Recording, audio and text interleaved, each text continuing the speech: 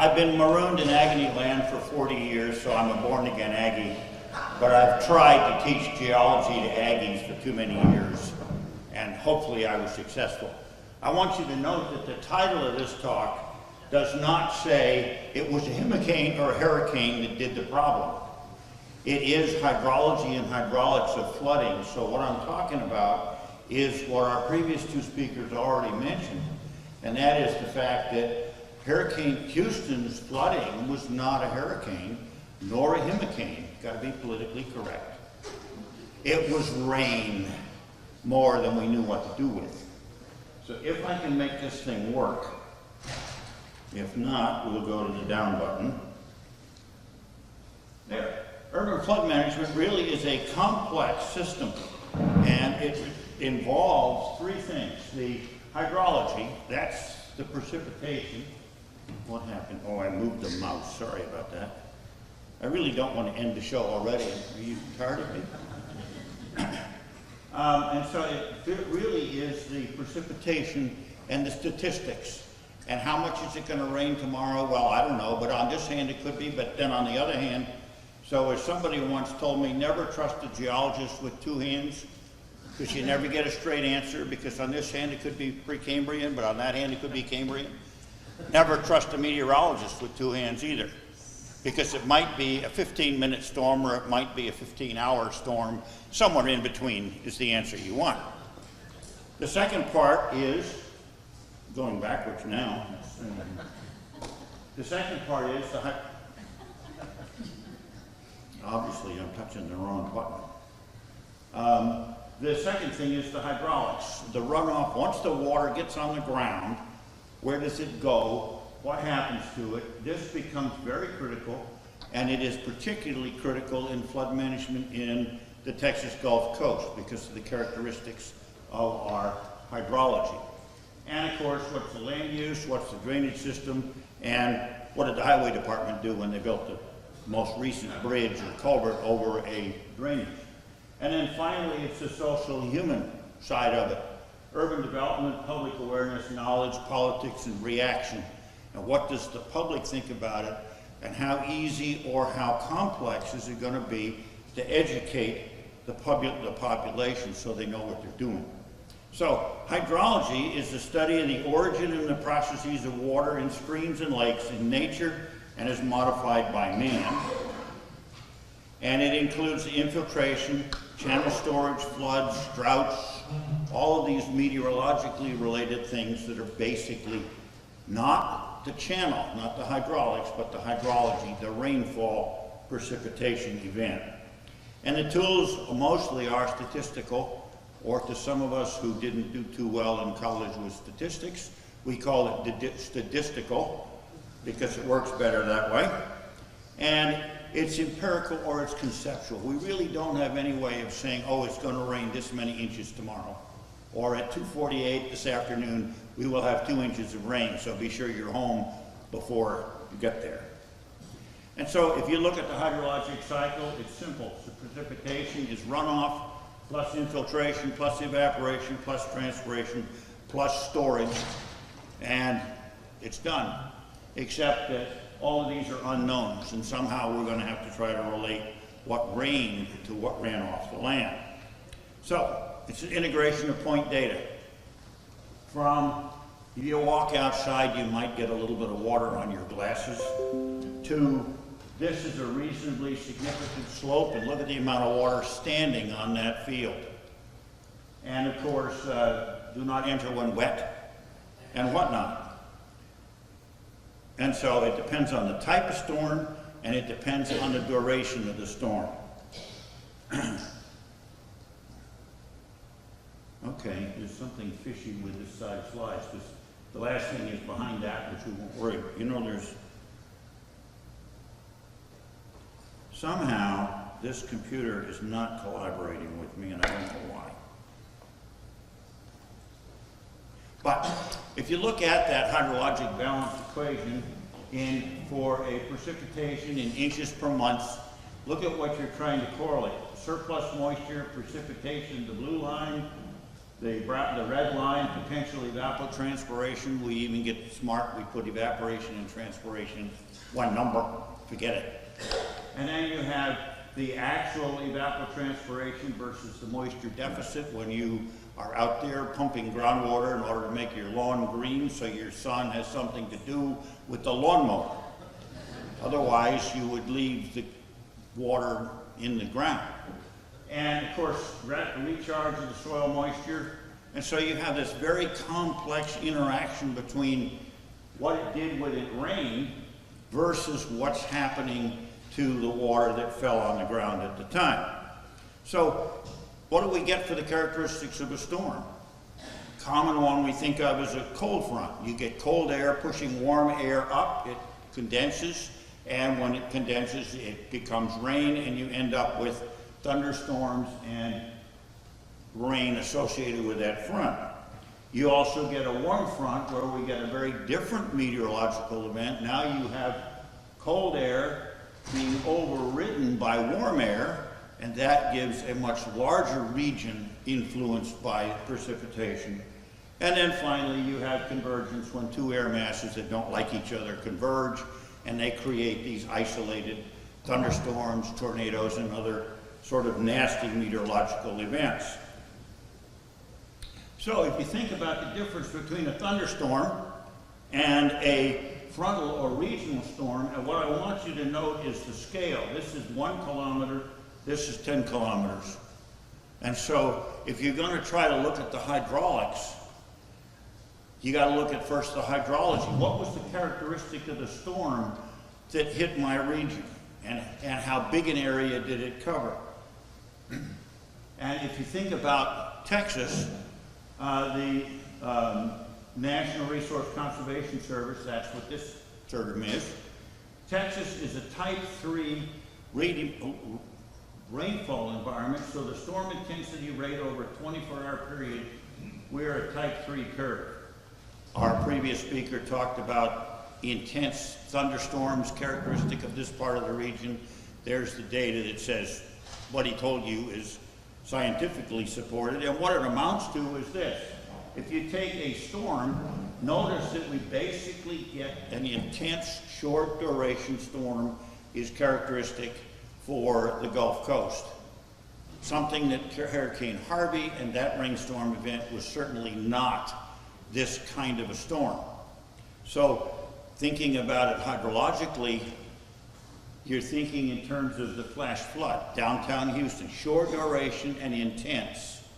And the parameter that's going to come to play in a minute is time of concentration. But what we end up doing is you look at recurrence interval, a statistical the number, versus rainfall in inches for a site.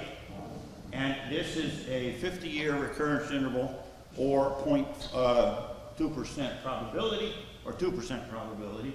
But if the storm only lasted for 10 minutes, we got 1.3 inches. If it lasted all day, we got 2.4. If it lasted for 1 hour, we got 2.4, but if it lasted all day, we got 4.9. So what was the characteristic of the storm, and how long did it last? Depends on what's going to mean to managing floods at the end of the show. So if you look at 25-year recurrence interval, 15-minute in this area, Texas, 1.9 inches, a 30-minute storm, 2.5, a 60-minute, 3.5 inches. If we get a little bit longer than that, a 2-inch storm, or 2-hour storm is 4.8, a 3-hour storm is 5.6, and a 6-hour storm is 7 inches of rain in 6 hours, with a recurrence interval of 25-year storm, or 4%, pretty frequent. If I compare the 25-year storm to the 100-year storm for this area, for 1 hour, we get 10 inches if it rains all day long, and it's a storm with a recurrence once, probability of 1 in any randomly selected 25-year period. We get 13.5 inches if it's randomly selected in a 100-year period, or the 1% probability. So we do get a lot of rain, but the probability that Houston is going to see intense, long-term 24-hour storm when our meteorological region is the flash flood, which makes Harvey not forget that it was a 500-year plus. It makes Harvey unique because it violated the characteristics of the meteorological environment, the short duration, intense storm. So, there's storm of recurrence now. This is a critical point, but if we look at the design storm, what are we going to use for the runoff? Hurricane Harvey was a great one. The maximum Harvey precipitation was 14.5, and the maximum pre-Harvey was only 14 inches. Harvey was 37. That's the official measurement. And all of these other 60 and 65, unless they came from a NOAA certified and recognized meteorological station, that makes great numbers. But it's not the statistic. That's 37 from Harvey versus 14. And the application Hurricane Harvey data compared to previous greatest precipitation record would have resulted in significantly over-designing our flood system by a factor of 2. If we took Harvey and said, well, we're going to use a 37-inch instead of the 14-inch or the 100-year, 24-hour storm of 13.5. So think about what would happen now after the fact if we used Harvey precipitation as the design criteria for how do we rebuild Houston. It will become the world's largest underwater city. Every house will be 12 feet up in the air on stilts, and everyone in the Houston-Harris County region will be very athletic because in order to get into and out of the house, they had to climb up 12 feet. And if you really want to make them energetic, put a vertical ladder. That keeps the people from knocking on your door. So the 500-year, 5-day precipitation event, moved the label again, didn't I? Come on. I'm touching the controller in the middle. If you look at the 500-year, 5-day, and this is actually existing government data, the precipitation for the 500-year 2% storm is 24 inches. So now that's 5 days, not 6 days. But if we had that number, we could have designed Houston for a 500-year flood if we wanted to keep Houston from developing. And here's, of course, the data. You saw this for Hurricane Harvey. It was a real rainstorm. And here are the statistics that certainly exceed the 37-inch official measured storm data. But there's that. Now, the maximum flood of record becomes one technique of now trying to say, okay, what was the probability of the recurrence, this event? Basically, you review the history of floods, and then you select the highest flow, and you say that's the design flood. It's easy to do if you have a record. We've got enough data, we can go look at it and do the statistics, and it has the advantage of being real data. So somebody says, oh, no, that's not right. Well, no, it really did rain on Labor Day in 2016, or it really did rain in 2000 or some other time, 1900 or whenever. Now, the problem is local channel flows record, so you got to have the channel, because we're looking at runoff and then trying to predict back to what was the recurrence. Maximum flow doesn't consider the risk or doesn't consider the conditions and the changing conditions. There's no record of significance to maximum flood record because you don't know what it did in 1928. Well, yeah, it flooded a lot of homes. Houston and Harris County looked very different in 1928 than it did in 2017. The risk that a greater flood event will exceed the maximum is the biggest hazard. Harvey just proved it. And the design flow may be too big for reasonable design. Think about designing the response flood hazard for Harris County based on Harvey's runoff. So if you look at a data collection up to 2014, the peak flow was 19,000. So you can look at the statistics, and here's the flow, so that becomes your design number. However, If you look at what happened by 2016, in 2015 or 2016 we had 40,000 CFS, and yet we were designing a 19,000 CFS for the max. And so you see the hazard in looking at maximum runoff and saying, well, that's the design criteria. And even if you are smart, how many people would have doubled the 2011 flood in order to design the urban flood management based on what happened in 2016? Creates a problem. Another approach is the atmospheric science. You select a hypothetical storm that would be the maximum probable flow, and you establish a recurrence interval from the risk, so we're going to do statistics. You establish the worst climate case for the site, and then you use the watershed model to predict the flow. So we're going back and looking at rain and then saying what would be reasonable for that number. Of course, it's a common approach for emergency spillway design in dams, because how much rain gets in this lake, when does the spillway spill over, and how much rain do I need to increase it to the point where the emergency spillway comes into play. And the objective is to reduce the loss of life from flood overflow by, but what happens if you tend to over-design. And the benefits of the atmospheric science is low risk, and you have little chance of exceeding the flow because you've taken a theoretical. Based on the theoretical data, we could say that Houston ought to get 35 inches of rain in an hour, because that's a 500-year event for a 5-day or a 1-day or whatever. The problem, basically, it's the expensive analysis, because you got to have all the preparation data. If you don't have the precipitation data from a reliable station, then you don't have any data to do with statistics, so you can't compare what you did. The runoff is determined from doing a watershed analysis, and that's under an assumption come up in hydrology, and you require to understand what land use changes are going to do and what happened, and so what was the social impact on the hydraulics and the hydrology of our flood analysis. So we calculate the flow for the extreme value, and then we have the problem of over-design. Did we pick a reasonable and realistic number? Another assessment is the specified risk.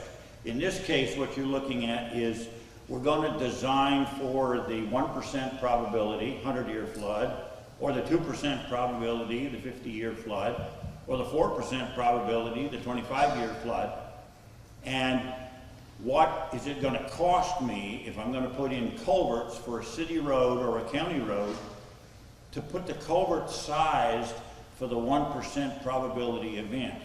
Economically, TxDOT uses a 50-year or even a 25-year probability recurrence interval for culvert design. So the construction of a county road or a farm-to-market road can contribute to upstream flooding, because what they did was created a dam with a hole in it. And the problems, of course, long duration record of flow history is required. If you don't know what's happened, then you're in trouble. You got to use data from nearby sites if you don't have any record for what happened at one point. And the validity of the design value is an opinion. Results are arguable. You don't have any evidence of what you did. You're looking at a statistical or an interpretation of what we're going to select. So here's another example in which we're going to do the statistics.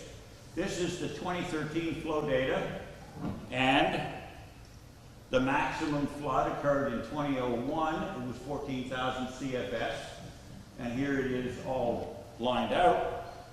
If I plot it, put it in sequence from rank order from the most significant to the least significant in the 23 years of data that I have, I then plot this on probability paper, and applying a very complex little equation, I end up this line. And from that, I can determine that the 100% or 1% flood is 19,000 CFS, the maximum was 14, and so you see we're being conservative. We're basing it on real data, we're doing the statistics, and we're saying that the 100-year flood, 1% probability design is 19,000. So let's design for 20,000 CFS flow at this point as a conservative number. However, Mother Nature decided in 2016 and 2015 to create chaos for us. Here's the design criteria, 14,000. Here's what happened in 2015, 35,000. And here's what happened, oh, I'm pushing the button again, aren't I? Gonna get a smaller hand. Here's what happened in 2016, 15,000. So since the decision of what was the design of 19,000 or 20,000 CFS design number, we blew it in 2015, but we also would have had a higher design number had we used the 2016 data.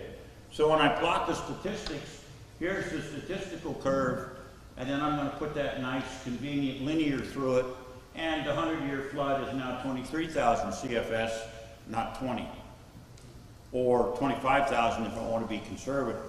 So if you compare the two, you'll note that the 2013 gave us 19,000, 2016 gave us 23, and the 17 to 20 and so on down the line. So hydraulically, you end up then with the uncertainty of, well, on this hand it could be 20,000, on this hand it could be 25,000, so what would you like it to be? Well, if I'm talking to, I'm going to pick on our county judge because he's going to look at how much is it going to cost you? I like the 20,000, right? If you're looking at somebody that wants to sell houses, they'd rather say, I like the 5,000 so that my houses are all out of the floodplain. Because it's this hand versus that hand. So, next question is, what about the hydraulics? Now I'm going to take all that rainfall and all the uncertainty of that rainfall, and I'm going to put it in a nice, beautiful chocolate bay around a wetland, a creek, Concretus Houstonus drainus right here, the concrete ditch, the Brazos River that decided it didn't like its channel. So it took a shortcut, you know, it's like an Aggie. It was easier to go the short way than the long way. Here it is. This used to be a county road. This used to be a concrete drainage ditch. This was a storm sewer, but can it carry the water? And how much water it flows past it. And of course, this bridge is no longer recommended for travel because it has a problem. And then you have sediment control and so on. So hydraulics is now, given the rainstorm, the precipitation, and the probable runoff, now what am I going to do with it in terms of dealing with the water itself? So hydraulics is the study of the mechanical behavior of water in physical systems, and it includes hydrostatics, which is water at rest, like I showed you the picture of the muddy water in the wetland, and hydrodynamics, the fluids in motion, which is what resulted in the destruction of the bridge and other phenomena. It's the investigation of water flow in open channels and in closed circuits. How much can it carry? And notice it says water flow. Doesn't say water and sediment and trash and debris and the neighbor's plastic garbage can that just plugged up the storm sewer. And it's the engineering design of water conveyance systems. So give me a number and I can design a channel to carry that water. But if you're going to tell me, well, the number could be, but then on the other hand, it might be, then you got a problem in terms of the engineering design. And so you then have the third phase, what are we doing with human? So you're basically dealing with the hydraulics. You start off with the basin analysis. So review the weather data to determine if there's been a significant meteorological event, like hurricanes, intense storms, and thunderstorms and things like that, that would make the data questionable. Are we looking at an unusual, irregular intermittent event, Harvey's rain, or are we going to design for 60 inches of precipitation because it did happen? So the watershed delineation and analysis Basically, any flow analysis method that counts on discharge must evaluate the drainage basin upstream of the gauging station. You got to know what's happening, and you got to count on time change because of the characteristics. Other methods rely on spatial or temporal relationships. Therefore, the size and other characteristics of the watershed becomes important. How big is the watershed? Somebody just said I have 5 minutes. I better quit pushing buttons. Urbanization scheduled in the drainage basins related to the urbanization, alteration, the drainage systems, dams, how are people impacting the runoff, and structural engineering failure of our structures. Calculation, empirical, based only on the data, without any consideration of the process. Theoretical, derived from scientific analysis, physical models, and computer models are marvelous because no one can understand what was that integral system you put in there. Continuous, which is the process occurs and you model it as you go, so it rained yesterday, so what did it do to my condition? And finally, event, you pick a finite time span, you explicitly model for that, and then you deal from there. So notice, just like in hydraulics, we had all sorts of various things in hydrology. In hydraulics, we have also various solutions. Others, the lump parameter, you throw things together, and it distributed where you look at characteristics across the basin, and stochastic where you forget it all and just let statistics do it for you because that'll come up with a number. And then deterministic where you produce a model and you hope that the model is representative of the conditions, and in many cases it depends on how convoluted was the indeterminate irregular equation. But the rational method is a common solution that makes sense. The runoff coefficient times the intensity of the rainfall times the area. And I put this up here because we think of the rational equation and we don't realize that it's in acre inches per hour. But if you notice, if you convert it, it's effectively 1 cubic feet per second if you don't worry about things to 4 significant figures. And rainfall is assumptions. The rainfall is steady, uniform in time and space, and the runoff reaches the maximum when the rainfall intensity is as long as the time of concentration. And that's the difference that you saw in Harris County. And time of concentration is the amount of time that it takes rainfall from a site to travel to the stream, to where you're gauging it. And runoff coefficient remains constant, which is another assumption. And so if you look at the rational equation, you have a hydrograph that looks like that, and you have the condition that says the rainstorm has to be bigger than the drainage basin, and it has to rain for a time period longer than the time of concentration. What affects runoff? The surface growth conditions. Is it paved? The infiltration, flow through the shallow, enhanced runoff related to bedrocks. This is more of an Austin problem than Houston. You don't have too much karst here. And base flow occurs with probable sands where you get rapid infiltration and then you get extended base flow. So the hydraulic engineer is also looking not only at what did the rainfall do to him, but what's the climate doing to him. And there's a coefficient runoff for Manning's equation. And basically what you end up doing is saying, here's a basin with urbanized and suburban and open water, and what's the total runoff contribution from that site. Time of concentration is a critical parameter, and it does significantly affect Harris County. That is the time of concentration it takes water to move from the most hydrologically remote site to the point of interest. And the hydrologically remote site doesn't mean the physically furthest away point.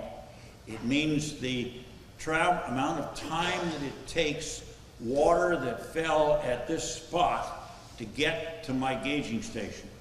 And you'll notice our previous speaker talked about Hurricane Harvey's downtown urban flood where you had a flash flood, and then you had the long duration of the rainstorm in the suburban areas of the county where the precipitation duration exceeded the time of concentration.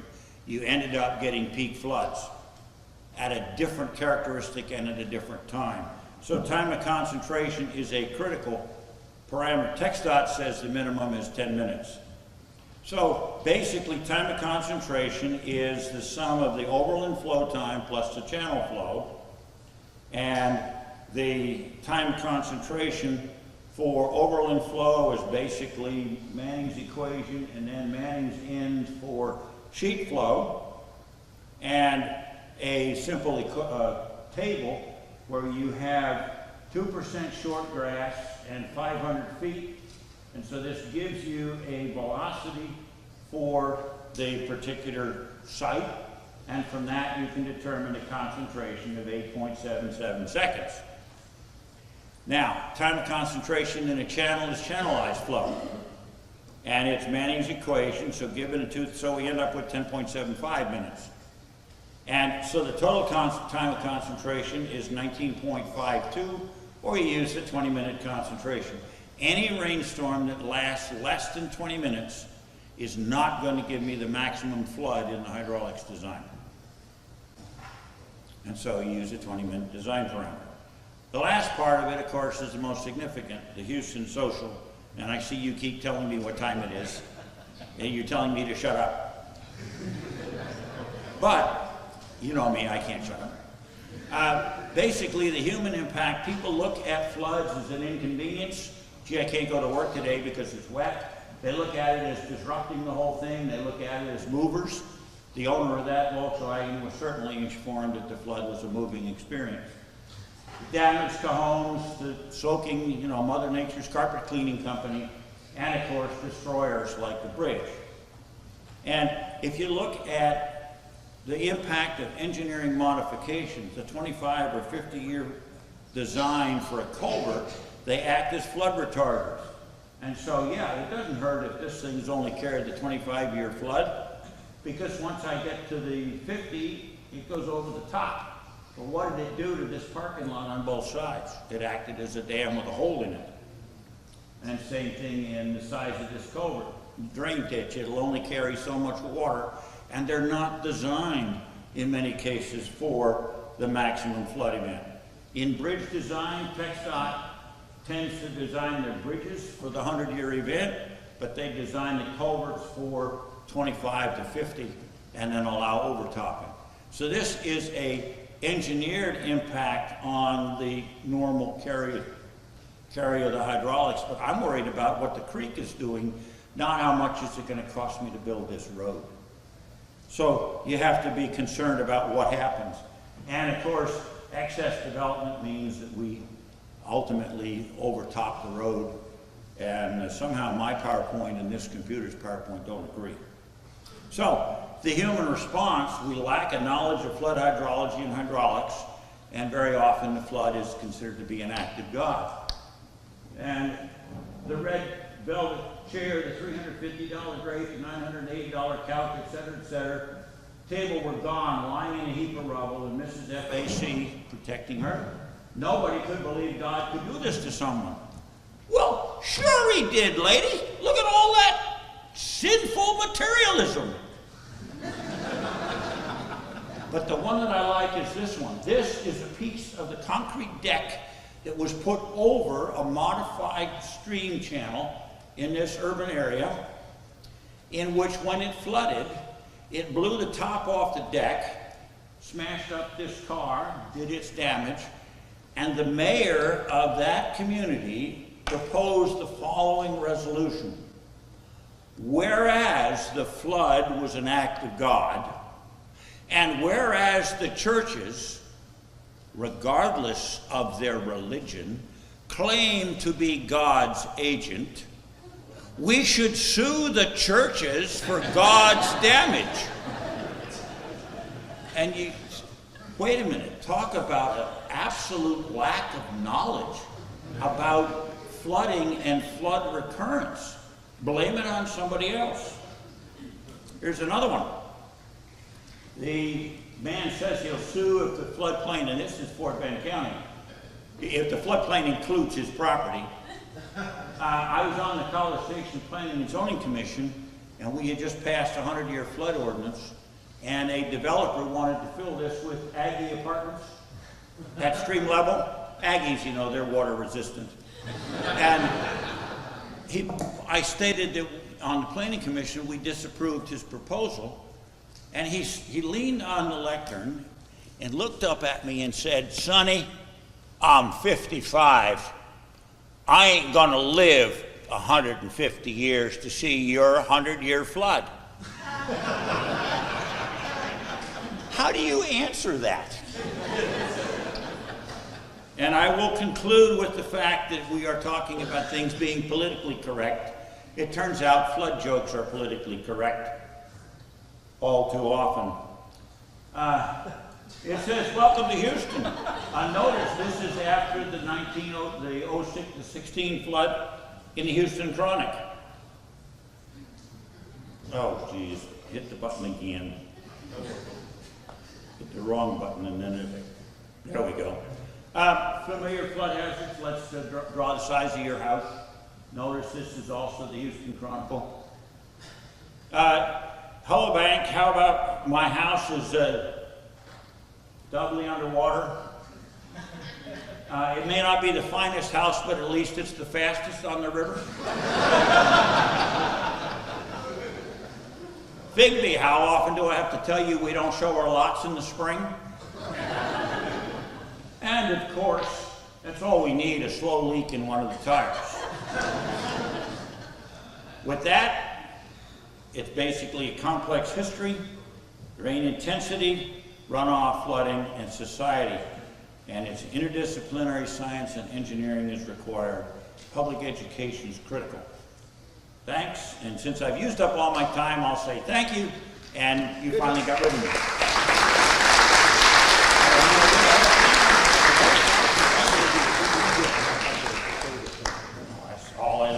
That's why I said thank you, because I knew I was going to use up all my time.